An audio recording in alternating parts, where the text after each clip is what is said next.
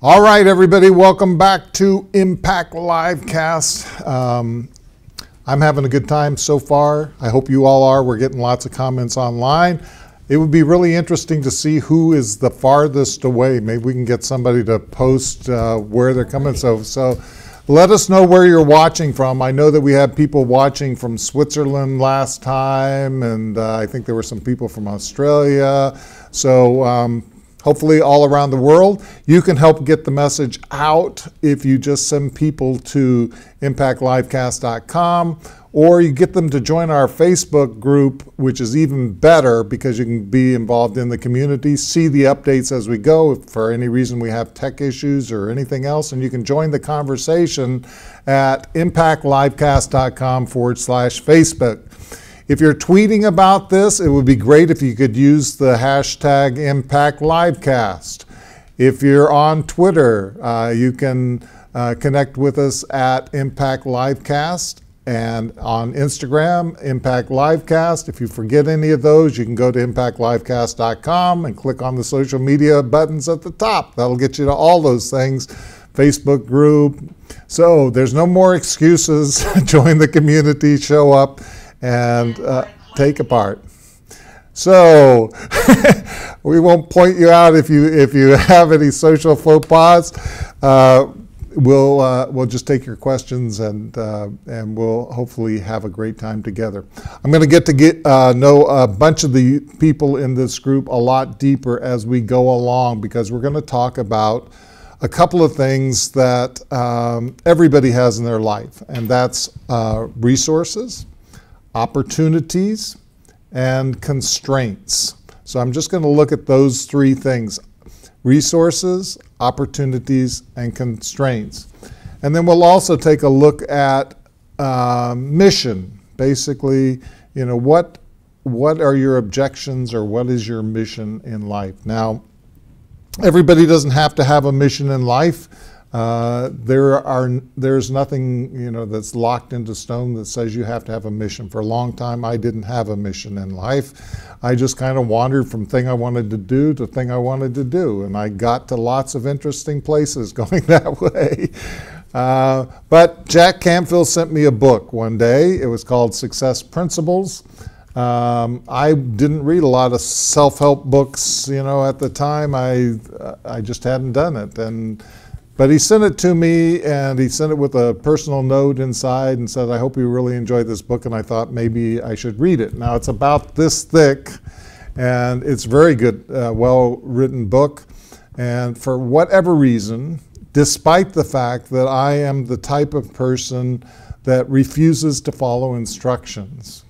Now, if I gave you guys in the room all this long list of instructions, and ordinarily I would have the velvet brick here in the room. Unfortunately, she had to deal with some medical problems with her mother at the last second. She's hoping to join us tomorrow or whenever she gets here. We will be thrilled to have Karen Sachs back with us. Everybody that's online right now, please go out and post to Karen Sachs and say, hey, Ken called you out and said you were amazing, you're wonderful, you went above and beyond the call of duty despite some really all-encompassing activities and events that were happening in her life. And she really showed up for our entire team. Our entire team is amazing. We have a crew, a dedicated crew in the back. We have social media people. We have our assistant Velvet Brick that stepped up for Karen. We have everybody on the team that's pulling for you and for everybody here trying to have an impact. And we really, really appreciate that. But go out to Karen Sachs in particular and say, Ken loves you and thinks you're wonderful, and I hope we see you soon. So, life happens. Life happens. I didn't have a mission in life. Jack Canfield had a section in his book that said, develop your mission statement. And for whatever reason, despite the fact that I'm the person that doesn't follow the rules in the room, that hides in the back when they say stand up and do this, Um, I, for some reason, went through his list of how to create a mission statement. And I came up with a mission statement. And at the time, it was to help as many people as I could make a decent living online, because that's what I was teaching at the time. I was teaching people how to make a decent living online. And I mean decent in every sense of the word. Decent as in you could be proud of what you're doing, you know, that you felt like you were a decent person having a contribution, that you could go to the people that you love or respect. You could go to your pastor, you could go to your priest, you could go to your rabbi, you could go to whoever in your family that you would love to have the respect of, and you could say, I'm doing this, and they would be really, really proud of you. And decent in the way that you didn't have to worry about supporting the people that you loved. Decent that not necessarily you got rich doing it, but decent that you could provide people with the resources so that they didn't have to live under the stresses and strains that we all live under, to know that the people that they loved and cared about were provided for, and that you had the resources that you needed to be able to expand your message and those things, so that you could have a decent life. So a decent life in every respect of the word. And that was how I lived my mission for a while. But life goes on, and I think if we really are looking at what do we want to do in life, I'm still trying to figure out what I want to do when I grow up, right? Right. I've had this experience where I've told people all of the different occupations that I've had over the years, all the different jobs that I've had, and you know, it started with mowing lawns and the carryout boy at the grocery store, and then you know, I got a job walking punch cards between two buildings after I got out of the service. It was a building of PhDs up on Nassau Street in Princeton, to a bunch of key punchers that the building is still there, those of you who are in the area, that's down by the old Princeton train station. And I would walk between those two buildings carrying boxes full of punch cards. And they were actually doing space shuttle calculations on a 16K computer. They would read these punch cards into this little 16K computer. They'd send it off to some university computer and do these calculations, and it would come back 3 days later and say syntax error. So my first program that I ever wrote was, because I got kind of bored just walking between the two buildings, I asked the computer operator, I said, can you teach me how to program computers? And he said, why don't you write a program to list out the cards so we don't have to send them off for 3 days, get the syntax error back, we can check the cards before they go back in. And that was my first program many, many, many years ago, okay? So lots of jobs. I owned a pet store. I started out as an entrepreneur really early on, first with the lawnmower. I got the old electric lawnmower and did enough lawns where I could buy the gas lawnmower, which was top of the line, right? So on and on, I went into the recording studio business. I am still developing occupations as we speak. So mission in life doesn't have to be the same, right? I wrote my first book after I was 50 years old. I completed my first movie in my 60s. I hope to do a feature film, and I'm trying to get it done before the 70s. So you don't have to worry about where you are in life. Life has got you exactly where you're supposed to be, but you need to start doing things now. And it helps if you have a direction that you're going in, right? It helps you if you want to get to some place that you have a direction that you're going to head. Now that direction can change anytime you want it to. I encourage you to build modular building blocks that you can reuse in whatever you do. So For instance, if you build a list and you decide to change the focus, some of those people will still be interested in what you want to do, and they'll follow you from one thing to another. I had people that were interested in internet marketing, affiliate marketing, that followed me all the way through to my live events, that started learning about impact, who started to learn about publishing or radio and television, and then are now learning about creating movies, you know. So that same audience has followed me for, you know, over a decade through all of these different adventures. And if you build them modularly, you can reuse these aspects. So you can build audiences that way, you can build products that way. I know Ed does this a lot, and Ed will probably talk to you at some point about how he builds programs in a way that can be adapted to other things. So he'll take one module, you know, he teaches on many, many different subjects, but when you have a modular kind of an approach to things, then you can plug one thing into another, and you can keep reusing those things even as they evolve, right? Almost all the programs.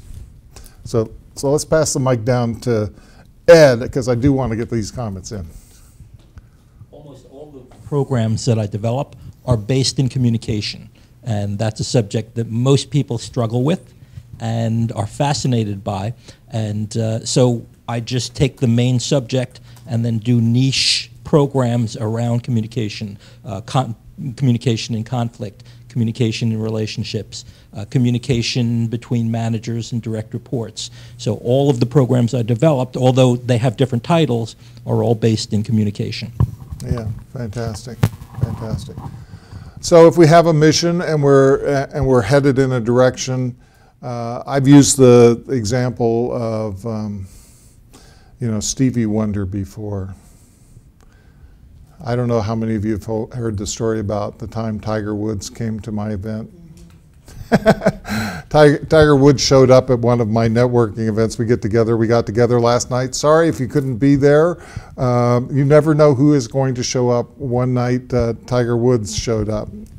And he was sitting at a table about this far away from me, and everybody else in the room was just from our group. I thought about Stevie Wonder, and I thought, you know, Stevie has some amazing talents and stuff like that. Amazing musician, lots of other attributes. He has one deficiency in terms of sight, right? What if he was trapped in a building like that and in a restaurant in one of our networking events, and you were standing at the door and there was, and you needed to get him out of the room just as quickly as possible, you know? Because we all want to know what to do, right? How many people here want to know what to do, step by step, right? Yeah, step by step, that's what we're looking for? You guys are all guilty of that. So step by step sounds really, really appealing to people. There's a problem with step by step, though. If you go step by step, my wife is a step by step person with computers, right? So if you push the button here, and then you push the button here, and then, oh, that didn't happen. Oh, now what do I do, right? Because a sequential kind of a thing. If you were telling Stevie Wonder how to get out of the room, you could say what to do if you wanted to. Stevie, get out of the room. That doesn't help much. You could tell him step by step. Well, slide the chair back, stand up, move 3 inches to the right. That would take forever to get them out of the room. Give them a good why to get out of the room. Stevie, there's a gun at your head. They're about to blast your head off. Get out of the room. Do you think Stevie would get out of the room? If he believed you, he'd find a way out. He'd find a way out. He'd crash through the tables. He'd go in the general direction of wherever that voice was that was calling him to get out of the room, and he'd get out of the room, right? So many times we want to know what to do, and we want to know how to do it, step by step, when in fact you know more than you ever can execute right now. I would love to tell you that there are secret weapons, and there are lots of secrets out there. That just means somebody didn't tell it to you. but the fact is that there are thousands of things that we can do. If we want more audience, there are thousands of ways to do that. We are doing some of these ways today. You can do some of those things for us right now if you tell people to go to impactlivecast.com and click on the button, because then we can get those people to join us and to be here. So we can tell people exactly what to do. That's one way to do it. Video is one way to do it. Social media is another way to do it. Radio and television is another way to do it. PR is another way to do it. Book publishing is another way to do it. Have you filled your day yet? You know? Yes. Well, it's a much better approach, I think, in general, is to set that kind of direction that you want to go to. And if you can keep track of north and south and east and west, and if you can dodge the obstacles that are in your way, that you can get where you want to go. And you don't necessarily need step by step. You just need to know the things you need to know to get the next step done and to head in that direction. Does that make sense to you? Something to think about. Anybody have any comments on that? You forgot live events. Yeah, there's a lot of things I forgot. If you want a list, of things, pass them down to Kellen. If you want a list of things that you can do, you can go to my blog at kenmacarthur.com, and you can do a search on 101 ways to get traffic to your website or something like that, and you can get lists. You can do a Google search and you can get lists and lists and lists of thousands of things you can do. I always mention John Kramer's book, 1,001 Ways to Market Your Books. If you actually did all 1,001 of those ways, you will have a bestseller, guaranteed. I absolutely guarantee if you do every one of those things, you will have a bestseller. So I have now lost track of what the comment might have been about. That's sorry. Is this about ways to go? This is the, no, it was memory. About opportunity. Well, I had several things that showed up for me. One is you talked about the Stevie Wonder crashing.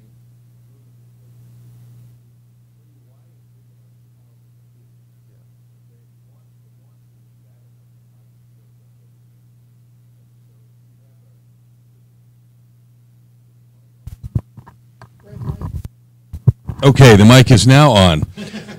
You're free to throw things at me. The back table is littered with water bottles. You can huck one in my direction. The point is, for anyone watching that says to me as a coach, I hear people all the time say, I don't know how to do that. And with a little questioning, they can, in a moment, think of 10 ways. I did that with a client the other day. He said, I moved, I retired, I don't know how to be of service in my community. In 15 minutes, we had 10 things that he listed that he could do right now, today, in his brand new community with people he didn't know. And he's like, dang, I got this. And it took 15 minutes. So, anybody else have a quick comment on any of the things I talked about? Yeah, I want to share something and Turn it on. It is on. make sure that's on. And this goes to what Kellen was mentioning, is that usually as a resource, and people don't think of this, other people are resources. And even though you have a lot of resources within yourself, I found over and over and over again that when you join a group of people and you offer questions and ask for help, they will help you. And the group always comes up with more and better solutions than any one person could come up with. So as a resource, please reach out to your significant others, to trusted advisors. Even ask people who you wouldn't normally ask or who you may think would turn you away. You'd be surprised about how generous they are. So seek other groups and other people as resources. And if you don't have a coach, then definitely get a coach. That helps too. So all of this is a long, long, long way of saying I want you to think for a minute about whether or not you have a mission, whether or not or a purpose or a goal that you're going to. In other words, do you have a direction? Because I think that's really important, that you have a direction. It doesn't have to be in the form of a mission statement. It doesn't have to be locked in stone. It doesn't even have to have a time limit on it. But if you have a direction that you're going, I think it's more likely that you will get there. And I want to explore down on a personal level what that direction is for you right at this moment. Now, I know some of the people in this room are in transition, right?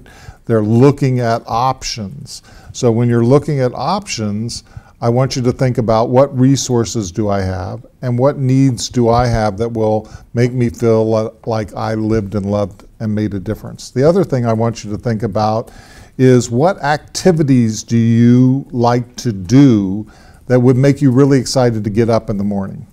Now, I know Skipper does a bunch of things that he doesn't like to do, right? that maybe, you know, that maybe he sees has to be done because he's got a team, but sometimes he's probably doing things that he just doesn't want to be doing that day. You know, maybe he sees this as a need in his business. And I'm going to bet that everybody in here has something like that they don't really want to do, that they really think would be really, really important in their purpose. But I want to encourage you to live a life where you get up every day and you're doing exactly the activities that you want to do. Now, here's what I mean by that. I mean, do you want to talk on the phone all day? No. Do you want? Yeah, I could, and I would love that. I would. All right. Now, yeah, I'm going to encourage you to stay on the mics, but there are people out there that love to talk on the phone. Is there anybody in this room? There is one right there. Okay, so there are some people that really, really like to talk on the phone. And there are some people that hate to talk on the phone. I heard one strong no over there. There are people that would love to be up on a stage. But there are people that, you know, that's one of the greatest fears of some people. Yeah, some people's greatest fear is to be on a stage.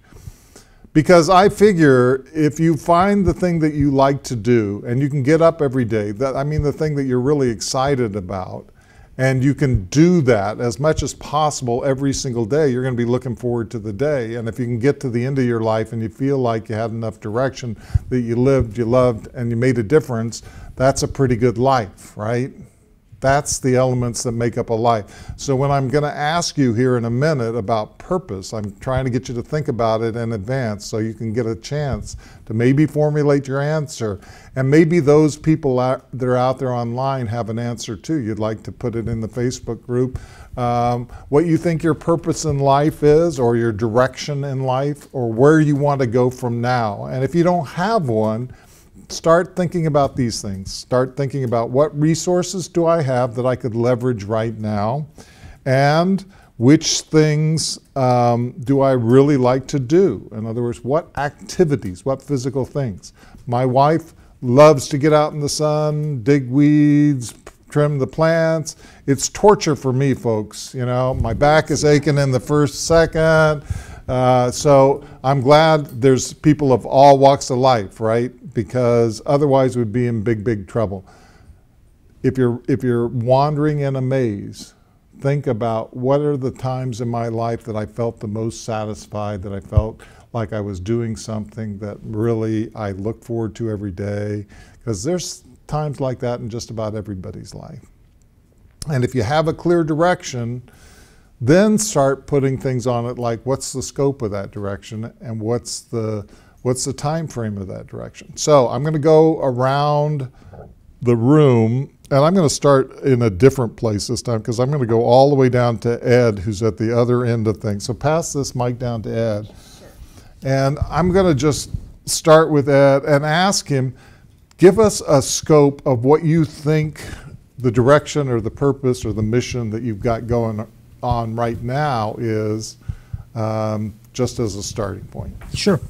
Well, I fortunately developed my mission about 25 years ago, and every year I go back to test that mission to see if there's any changes, and it has not changed in 25 years. My mission is to help others discover their brightest future, and that's pretty broad, so that leaves me a lot of opportunities for developing ways to do that. But I found that there's three ways that I do that. There's speaking, there's training, and there's consulting. Those are the three things that I love to do, especially training, because I get a chance to be in front of people all day, and they have to stand there and listen to me. But I do make it interactive, and I do gather from them as much as I give to them. And for me, again, the baseline is communication. I find that people struggle with communication. I'm going to talk a little bit later why they do that and how that happens, but how so much research has been done on how to improve communication. For me, communication helps with connection. People are really desperate to connect with each other, to take what's in their head and get it out to other people in a way that they can understand, and then that people respond positively and then communicate back with what's going on for them. There's lots of obstacles to that, but once you know the obstacles and you become aware of how you do you and how other people do themselves, then communication increases.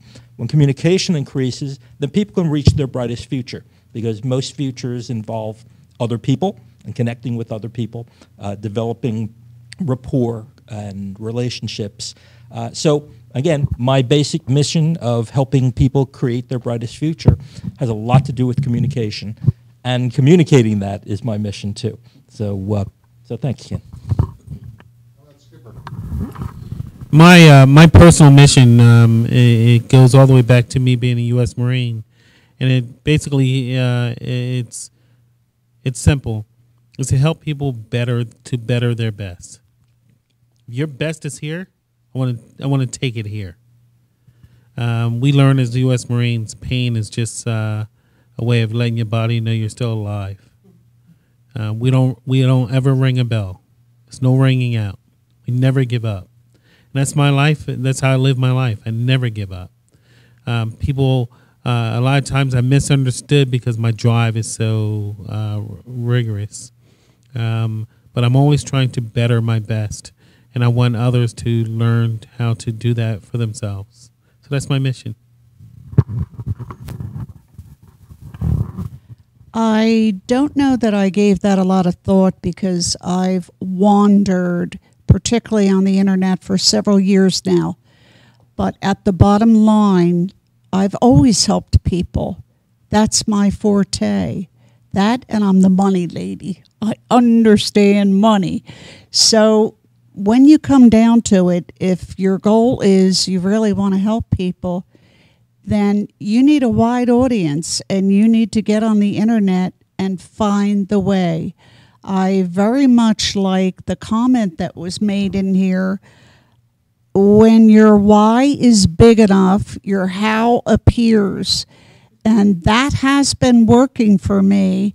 So I'm going to incorporate that in here. I'm targeting in, figuring out what I want to do. But I'd love to help you. About 20-some years ago, I went back to college as a better late than never student. And I went for creative writing and very quickly found out that was not my forte. I became more of a journalistic writer, but I also got involved in a lot of environmental action. My mother and grandmother were products of the Depression, and our family always had a garden. We grew our own food, not all of it, of course, but we grew food, and we lived frugally. I don't want to say, there was scarcity, because there wasn't. But what it led me to was, during the college years, I ran a conference called Women's Environmental Leadership. And I found that women have a real different view of the environment and how our daily lives are lived. And so as I began social media presence, I became Be Green. And I have been very consistent for, as of 10 years in February, I have been Be Green on Twitter. And my passion is really helping people understand better their impact on the world and the impact that their decisions every day make on their community, their home, their family, and the environment as a whole. So I guess I am here in particular because I want to find a way to have that make a greater impact. I want people to become more aware of all the options that are out there for them to have a better quality of life, while it gives us all an opportunity to have a better quality of life. So I guess that is my mission, and I think an opportunity, but there's also a lot of constraints with that. And how do I accomplish that mission? So that's why I'm here. Well, when Ken asked who likes to talk on the phone all day, it's because I love people. I love being with people, whether it be in person, being online, and having the opportunity to find out what they're doing, what their needs are. From a very young age, being able to find out what services and supports. I was a caseworker for 17 years for people with development. It was a natural skill set you kind of take for granted at times, and how do you monetize that outside? So for a while, I did kind of struggle with, I would do it for free because I love doing it so much. I would help people for free. And so it really right now it's just a matter of my mission is connecting with people, building the relationships. I mean, it's one of the things that I definitely specialize at is the relationship piece, and then connecting them to supports and services, whether it be especially now online, and of course through the relationship piece, doing it heart to heart instead of just out being in there for the money. So that's what I am all about. Well, I didn't have a purpose when I was 20 or 30 or 40 except to make money and prove to my mom that I was okay. And I spent my whole life doing that in the most broken fashion and didn't figure out anything, even though I was really successful monetarily and career-wise, and my resume looks like a who's who of a bunch of places, which is who cares at this point. Who's who has turned into who cares. But today, when Ken said resources, opportunities, and constraints, resources are infinite. Opportunities are infinite. Constraints, I have no idea, zero.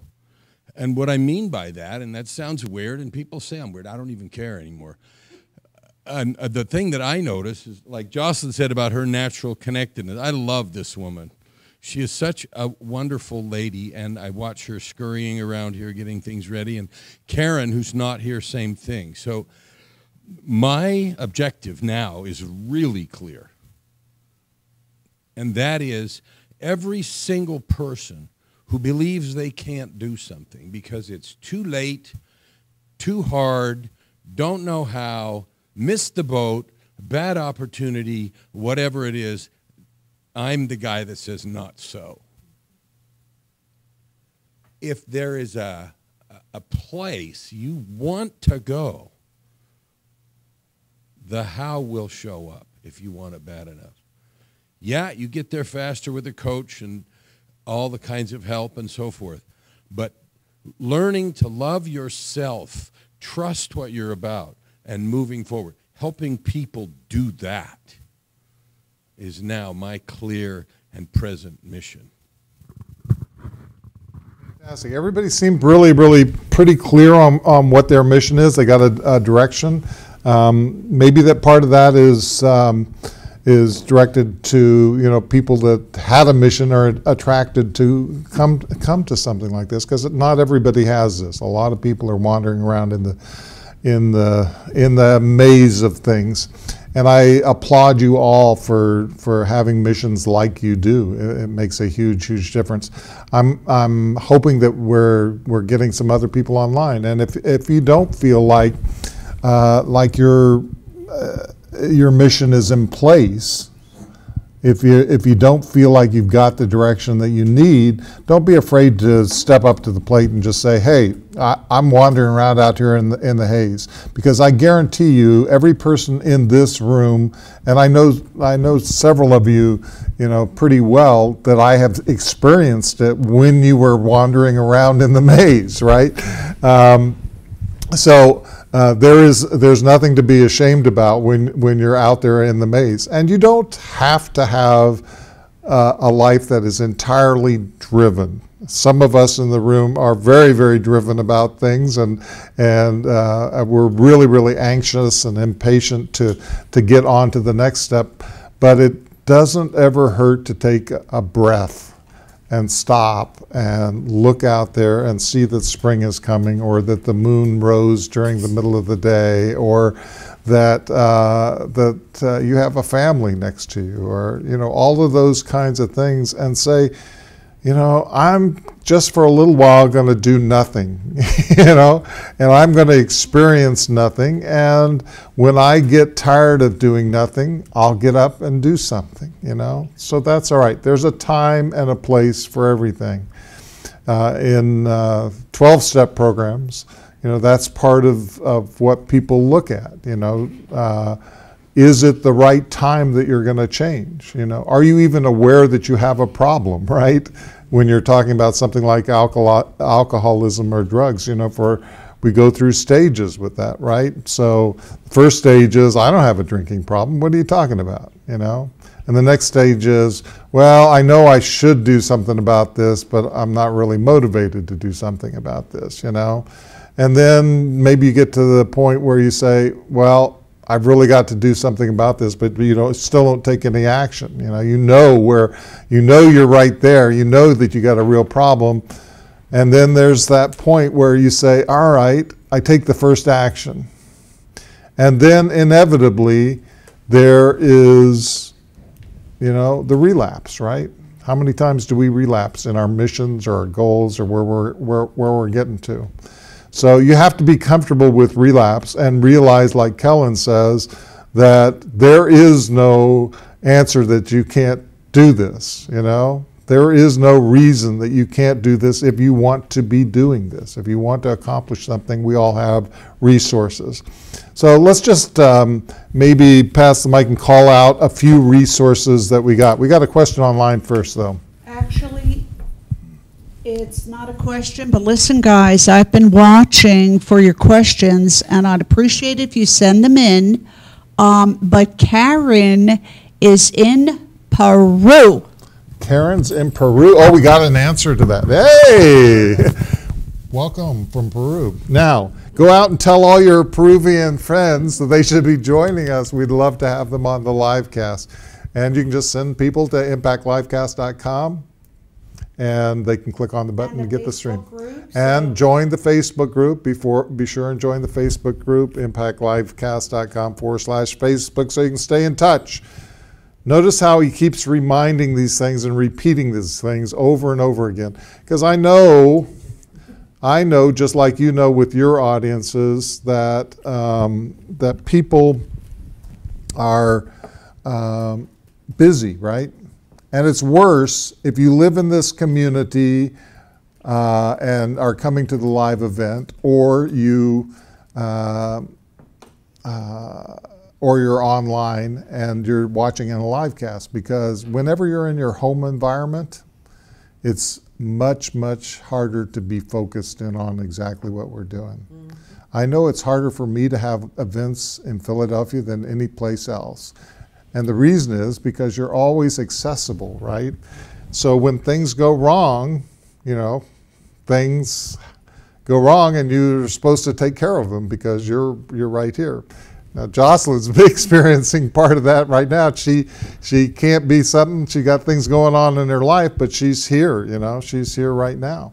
So it's a little bit easier when we're able to do that. So I know for people that are out there on the internet that there are going to be lots of distractions during the day. The more that you can turn off everything else and escape and just sit here and luxuriate in this special time with people, the more impact we're going to be able to have in your life. But let's get specific, because it's great to talk about generalities and how generalities should be, right? But what about specifics? What can we do specifically? And the first thing that we ought to look at, when we're looking at achieving our goals. So you had all these lofty goals. I heard all kinds of lofty goals. What are you doing specifically? What resources are you pulling into play? What's taking you forward right now, right? Or what's holding you back? So Jocelyn is aching for the mic.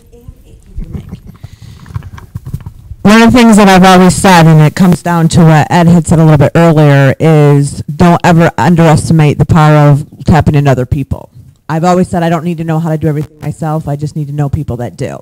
And that is one skill set that I have, that always have had the ability to connect with the right people, to be able to bring them into my life as resources. Being able to have the opportunity to work together as a team and partnering for people that have the skill set that you don't have is one of the things that I have always done that typically works very well and currently is working well. And again, right now, having a team when something goes wrong and people can't be here, Ken knows that we've got his back and that we're still, able to jump in and do what we need to do. Whereas if he didn't have that and he was running it himself, oh boy. Yeah. So I kind of have to agree with what Kellen said right now. I can't think of anything. I don't let anything hold me back. I mean, yes, other things that come in the way, and as I don't know if you'll mention it later in your presentation or not, but Kellen always refers to it as incidental mayhem. Where, things are going to happen, life's going to happen, things are going to get in the way, but it's how you respond and how you react to it. And, it's life happens, as Ken said. So you have the choice every day to decide whether you're going to let it knock you down and keep you down, or you're going to pick yourself back up and keep on moving forward. And that's what I choose to do. Okay. Anybody else? I know Kellen doesn't have any problems, so. Well, what was the question? What's holding me back? No. Resources, and then Yeah, what kind of resources are working for you now? In other words, what's actually, in other words, let's get down to specifics about what. I start every single morning with a morning ritual. The morning ritual is honed and refined over a dozen iterations, and it takes me about an hour, and it is designed to create me in the most powerful, resourceful, capable state I can be. I do it every morning. Not because I'm a slave to habit, not because I haven't got anything else I could do, like sleep another hour, but because I love what happens to me after I do that. And so if you think about a franchise sports player who does a ritual before he throws a free throw or before he goes to the game, or a performer on a stage, they all have those rituals. Creating one of those and using it ruthlessly and tweaking it and messing with it until it creates the most powerful version of yourself, and do it every day because you love how you feel afterwards. That's one thing I do, and I do it every day. And I help people learn how to identify and do those things. A second thing is a game that I play when this incidental mayhem strikes, and that is to see how many seconds I can take to get out of this situation and return to control and center. So it used to be a month and, 96 hours of unconscious drugs. Now it's 1.2 seconds. Now it is a half a conversation. Now it is, okay, this has happened to me. What is the gift here? Even if I've been kicked in the teeth, what is the gift here? When I say that to people, they think I'm insane. And it's not. It's true. And so you want to know the rituals and things I use for those. Those are a few of them. And they're powerful and they work. I got lots more. Stay tuned. Stay tuned. Okay, go ahead. About 6 months ago, I happened to catch a video by Mel Robbins, and she described the difficulty in trying to reach a decision, and the fact that she had to create an exercise for herself that got her to take action. And it's as simple as counting backwards from 5, 4, 3, 2, 1. And you take the action. Whether it's timing yourself in the shower, whether it's, deciding to get married, it is making the decision and then going forward and seeing what happens. And I think that's a lot of the magic that you provide, is you give us the confidence to take that action and have impact. And remind me to come back to that, because I want to get to you, Nancy, but I want to talk to people about how we make those choices And the advantage is in making those choices quickly, because time is a factor here. And if we want to get exponential results, the earliest possible time that we can act is right now. Any time longer than that is slowing down your results, right? And I have to say that what Kellen had to say really struck me. About 2 months ago, I had been waking up at 3 o'clock in the morning, just waking up. And I was awake for a while. And I let it happen and took a deep breath and listened to some music and tried to get back to sleep. And about a month ago, I woke up at 3 o'clock and into my head came, "In the quiet of the night." Now that might sound like nothing, but it's huge to me. And it became, "In the quiet of the night," and the universe gave me the next step or whatever it is. And I find that quiet time in the quiet of the night moves my business forward, gives me ideas, and I take another step each day.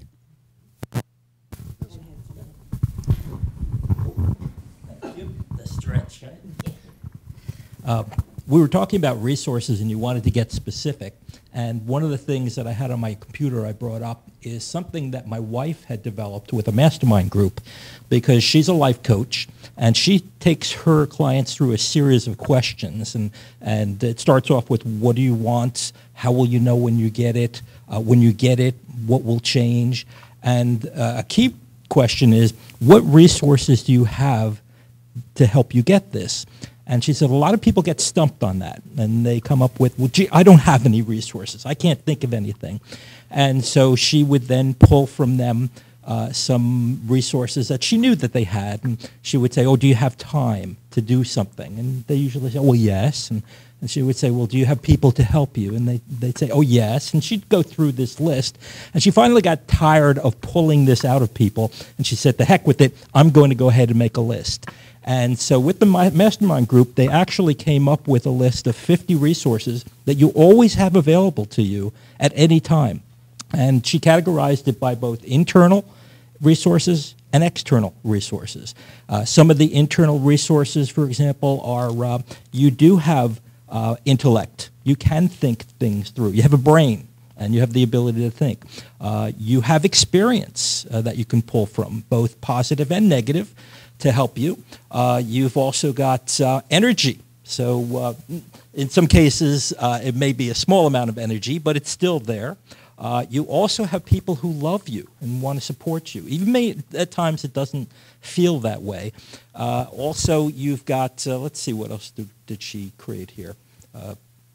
We've got values. You have beliefs about what is good and bad, and that has worked for you. So those are all the internal resources that you have. Then you have external resources. You have access to information, the likes which never existed before. You have the ability to earn an income. Even people who may be physically limited because of the internet now have an opportunity to make a substantial income. You have a network, a community that you can draw from. You can build an audience.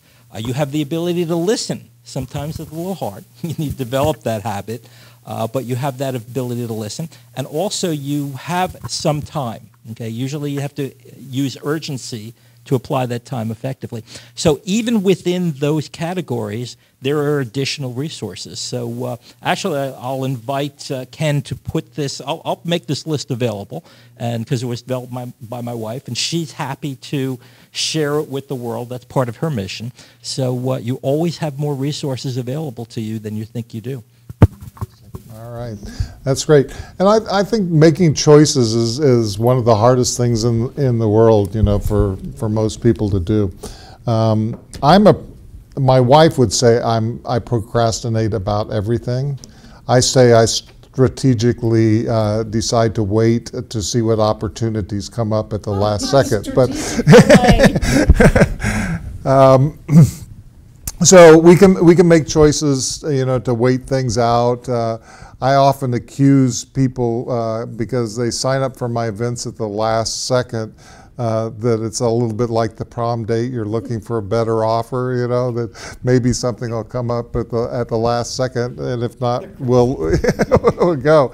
But I'm glad you made the choice to be here, and that's what you did. I mean, that's what every person in this room said in their heart of hearts is, I'm going to be there. I'm going to show up no matter what happens along the way. And if I told you all the stories of things that happened along the way and how hard it was for some of these people that are in the room and some of the people that will be in the room a little bit later that had even more problems getting to here, it was a choice to show up.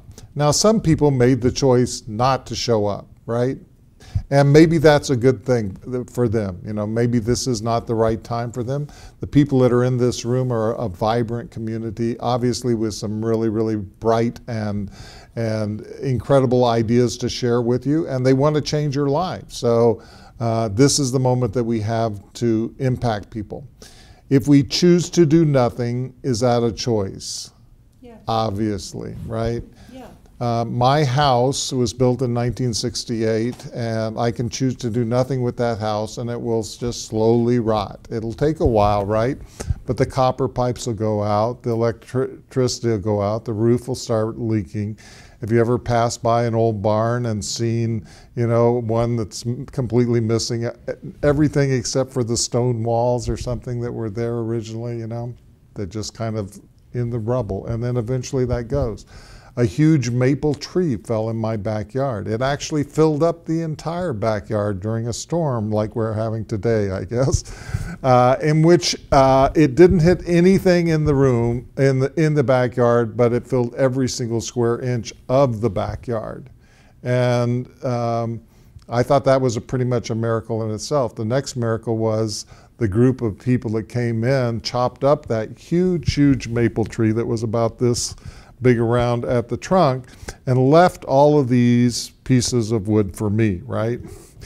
And I have a fireplace, but it takes a long time to chop up all that wood by hand. And so for a while, it sat in my backyard, and it's pretty amazing to me how that rots into absolutely nothing. Within a few years, those hard pieces of wood that you could not possibly lift at all are now riddled with holes, falling in. It's like paper, you know, and it just decompresses into nothing and becomes this mulch in the back of your yard, right?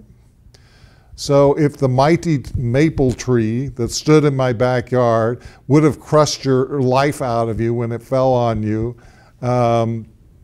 can rot down into nothing, then doing nothing in the rest of our lives can have a similar effect, right?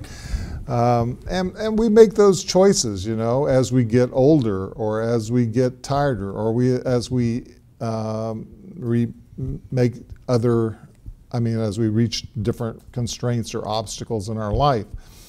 And Skipper makes the choice, I think, you know, every single time because of his training and everything else, I'm going to keep going, I'm going to keep going, I'm going to keep going.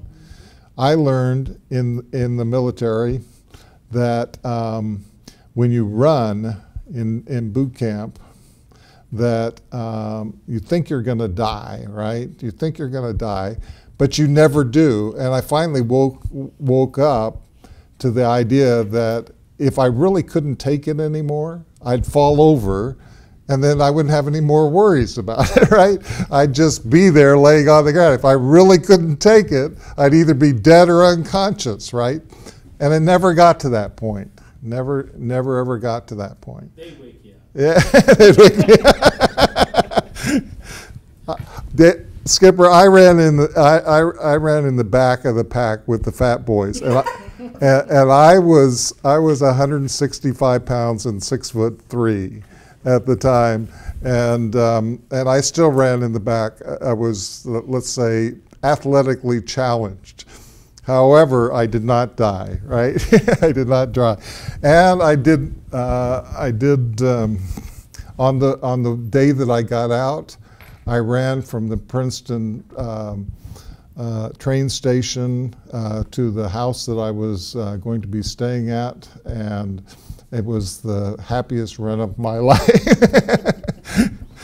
I actually ran feeling really good. Anyway, so we all have challenges, we have constraints and stuff like that, but we make choices, right? I'm hoping that you're going to make the choice to stick with us, because Ed Andreessen is going to open up the next section, and he's actually going to give you some structure and some a great presentation. One of the things that Ed does so well is to provide a framework for people to get their ideas out so that they can communicate them. And knowing Ed, I know that he's going to get you engaged and that he's going to have a blast for you, and you're going to learn a lot. Because the last time we did the Impact Livecast, when Ed made his presentation, all they talked about for the rest of the week was Ed's presentation. So, so we can look forward to that. Jocelyn's got something she wants to say. I just wanted to give a quick shout out to Robert Merlin Davis, who just messaged to say that he is watching us. Thank you. Hey. Yay. And he said, Kellen and Ken are two of my favorite people on the planet, and I'm sure that they would agree that we're missing you, so that you and Kellen, playing the piano the last time at one of the events. So hopefully you can make it to the next one, but did want to just give you a shout out. Dueling pianos we had. That was really, really wonderful. We'll do that one again. I know there are other people online, and so we're as far away as Peru. If you're further than Peru, from Philadelphia, let us know. Throw it out there. And go out and get somebody that you know is far, far away, because we're going to be coming back with Ed, and we're going to have a great, great presentation. So let me just do this just in the last few minutes. Is there anything that you got out of this first session that you actually remember? Because we started this out with what did we remember, right? So is there anything in this session that you remember? Was it this session or last session that it was the dog, computer, car, and beer? There you go. Was I supposed to remember? Things to how to remember, huh? Okay, anybody else? Yeah, I'm thinking of Ed's focus on communication. One of the things that's fascinated me lately is how our body is really just a communication device. Every hair on your head, every breath, every thought, every eye movement, everything, including every thought, and attention and the choice about what is it that you want to communicate with not only with your words and actions and thoughts, but even with your life. So if you think about the body as a communication device, and be conscious and aware of that all the time, what are you communicating? So that was some of the stuff I thought about while you were.